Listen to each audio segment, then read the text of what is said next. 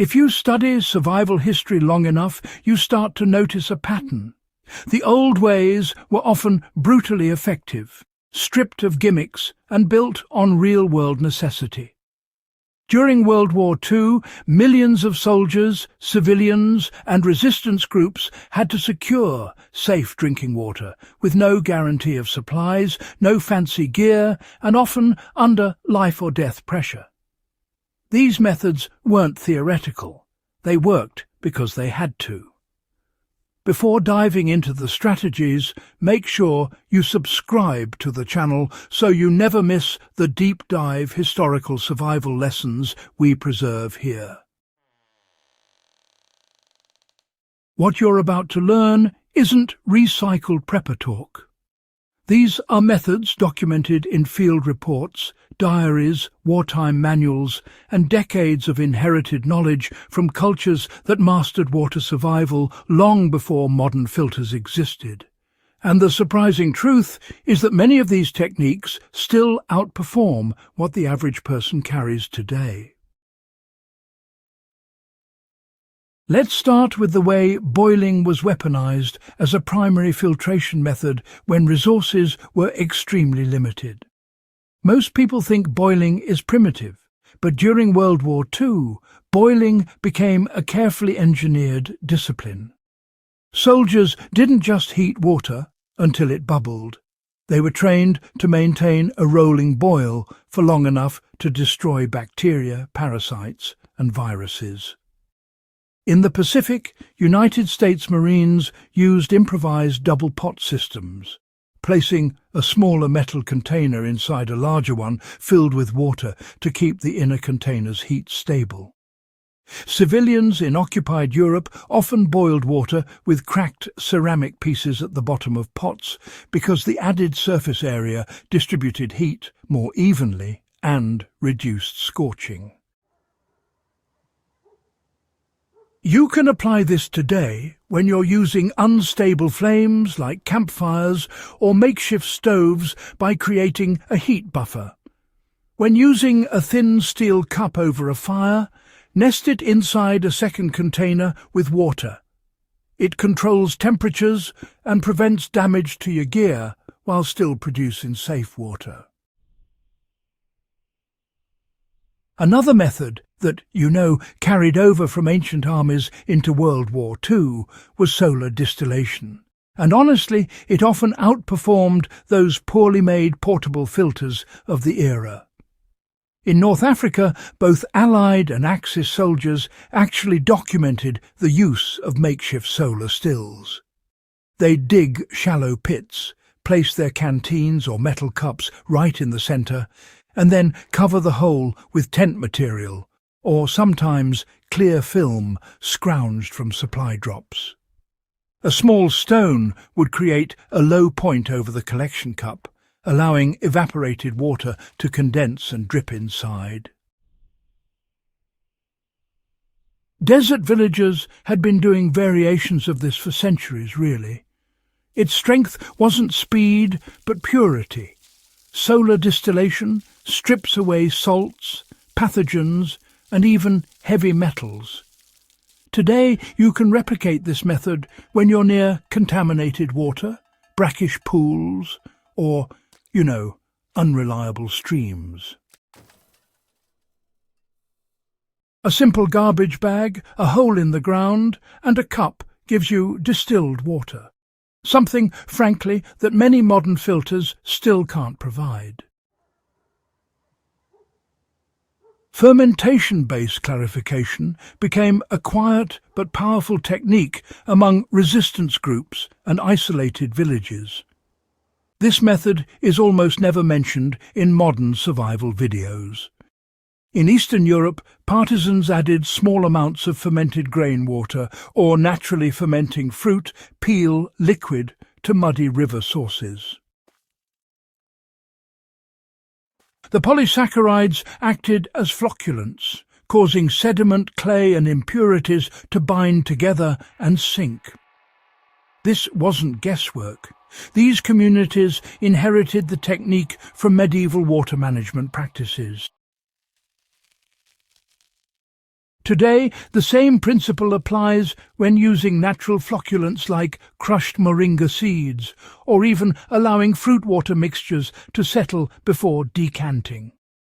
It's not a replacement for purification, but it reduces turbidity dramatically and makes boiling or disinfecting far more effective.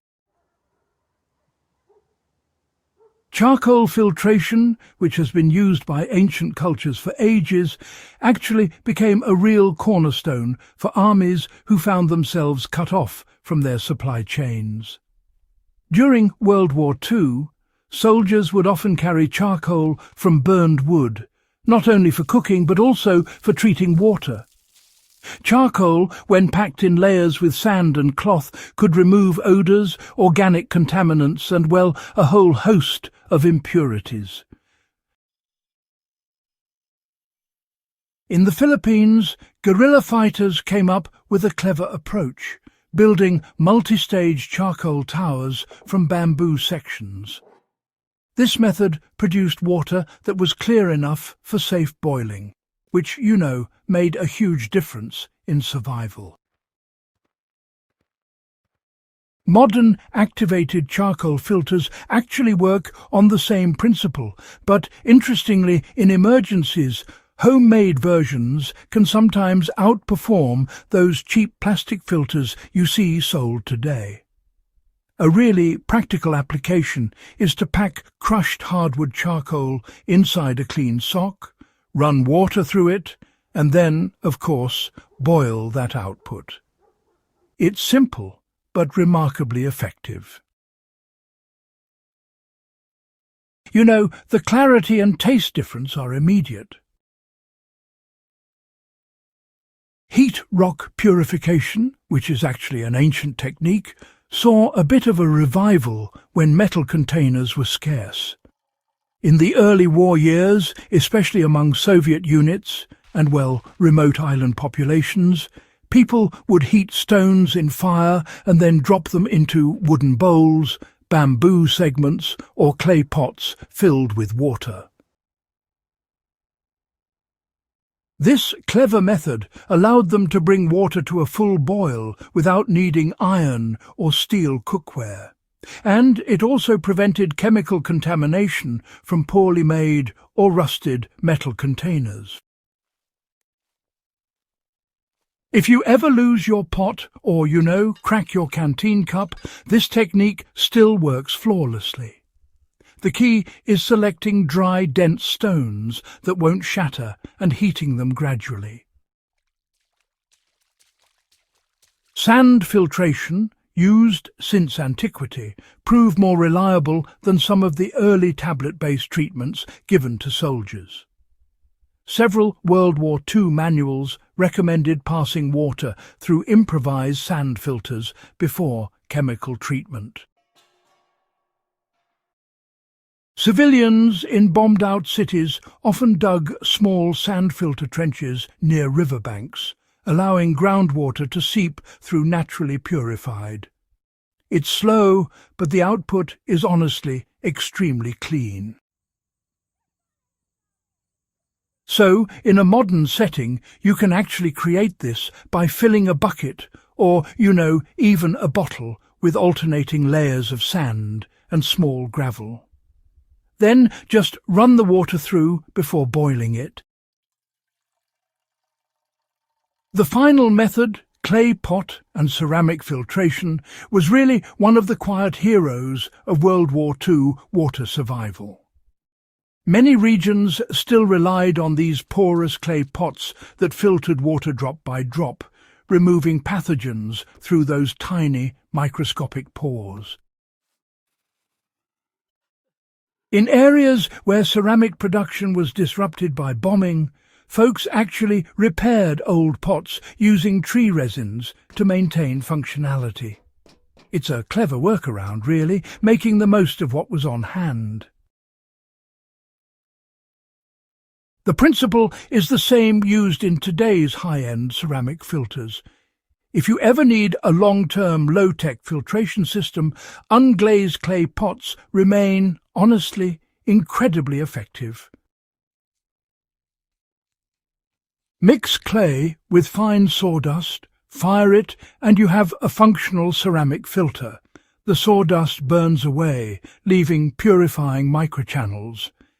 It's simple, but, remarkably efficient. These 7 methods aren't relics, they're proof that necessity breeds innovation.